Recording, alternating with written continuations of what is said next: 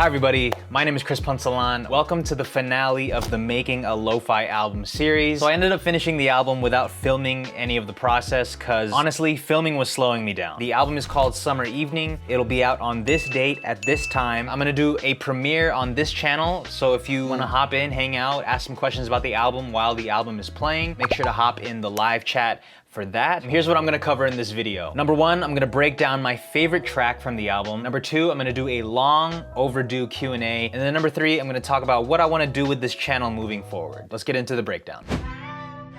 So this is the intro of the album. It's called Good Evening. And I made it the intro because I wanna make sure that everybody hears it. So if you just play the first song, I'm okay with that. So I started with the drums. Shout out to The Count for the drums. This is from his latest drum pack.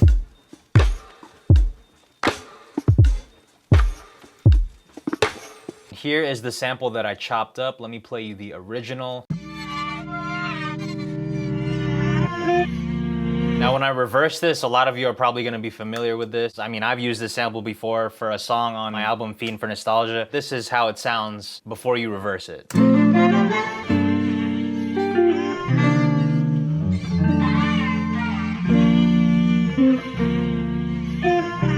It's a beautiful sample. I did pitch the sample down 3 semitones, consolidated it, chopped it up.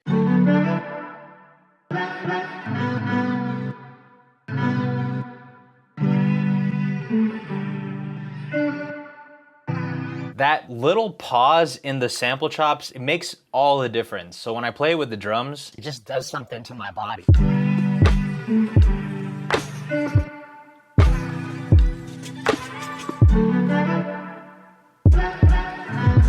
It warms me up, you know? And then we go into the switch up of the beat, which just plays the reversed sample.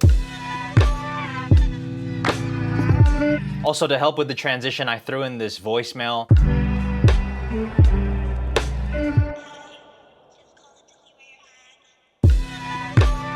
I have no connection to this woman, but I love the way her voice sounded, so I used it. And then I also used a few other voicemail bits in here, like I have this one.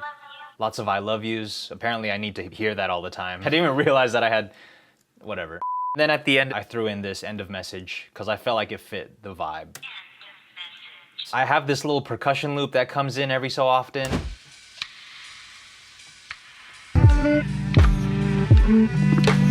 So that's my favorite track. Good evening. So I asked you guys on Instagram and YouTube to ask me some questions, and I'm gonna answer them. How has your music process changed since moving out of the studio? Have you felt less or more inspired? I feel way more comfortable. I wouldn't say necessarily I feel more inspired, but I definitely feel more inclined to create. Is that the same thing? Do you find releasing music more often consistently increases your streams? I think if the music is good, then people will listen. Like if you're dropping a track every single week, but people don't think the music is good, your streams aren't gonna go up. Just put out music that you thoroughly enjoy, and if other people are gonna like it, they're gonna stream it. What would you be doing if you were not a producer slash YouTuber? I think I'd be a dog trainer or some sort of content creator for myself or somebody else. Do you have any placements? If not, why not try? I don't have any major placements. I've produced stuff for friends and other artists before, but none of them have been on a major label. Why not try? I just don't want to do that right now. Just doesn't sound fun, so I don't want to do it. How did you actually start growing your channel making beats? I just made a bunch of tutorials. Slowly, my channel grew. So in the beginning of this YouTube channel, I was vlogging, making videos about my life. Those would get like a maximum of like 200 views a video. And then I started slowly like making production focused videos after Pat Ryan and Aries started to get more popular. I was like, I want to try that. So I made them and my channel started to grow a lot quicker and I stopped doing the vlogs. That's how we hit 100K. And now I make videos about my life, but it's on a different channel. There's Punsalan Vlogs, link in the description. What's the hardest part in your production process or making music in general? The hardest part is the bass line. I still struggle with bass line. I still struggle finding the root note of the chord changes, especially when it's like a really old song that I'm sampling. It kind of goes in and out of tune. It's really difficult for me to hear what the root note of each chord changes. Next question, how do you manage everything from making music, video editing, taking care of grandma, and more? Scheduling. Schedule out your day. I've been saying this for so long now. Schedule your day the night before so that when you wake up, you don't have to think about everything that you need to do. Scheduling will save your life.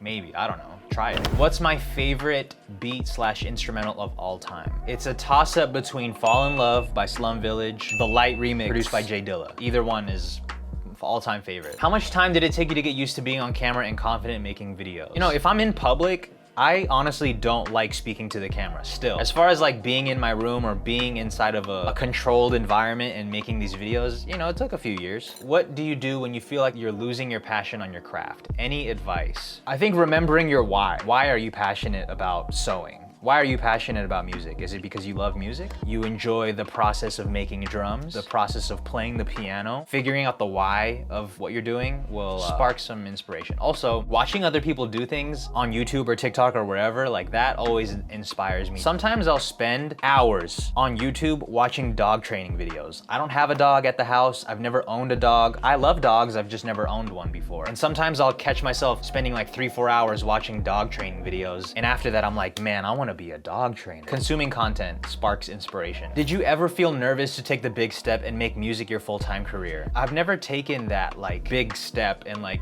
quit my job to just become a full-time music producer. I've been lucky enough to be in a position where I take care of my grandmother full-time, and I still do. I consider this whole music and video thing a side thing. So I've never really taken that leap of faith that everybody talks about. How did you know that music is what you really wanted to do? Luckily, all I've ever wanted to do for the past 7-8 years, even though like my mini goals change here and there, like sometimes I want to just make music without filming it, or sometimes I want to become a production tutorial YouTube channel. Like it's always been around music. It's the only thing that I ever really want to do. Like the dog training stuff, it's like a joke. I feel like I make a video like this all the time. Like I'm changing, I'm doing something new with this YouTube channel. And sometimes I just want to change up what I'm doing if I feel like I'm doing the same thing over and over. So moving forward, what I want to do with this channel is I want to turn it into sort of like how Chill Hop or Fantastic Music, any of those music channels. I want to put out albums, I want to put out compilations featuring your guys' music and my music. I want to put out music. I want to make it like a community channel. Not saying that I'm never gonna make a tutorial again, or I'm not gonna make like a beat making video again. That's just not really what I want to do right now. If you only subscribe to Chris Punsalan TV for vlogs, there's a link in the description. I have a second channel where I post all my vlogs. Hope you guys stick around. I hope you guys listen to the album Summer Evening, out on this date at this time. Make sure to hop in the live premiere. We can chat it up. I love you guys. Thank you for supporting me and sticking around. Everybody that leaves comments all the time, like I remember your name. I hope I can go out there and shake your hand one day. And if you're not really trying to shake my hand, at least we can give a fist bump. And if you're not trying to do a fist bump, at least like chunk a deuce or something. See you when the album comes out. All right, goodbye.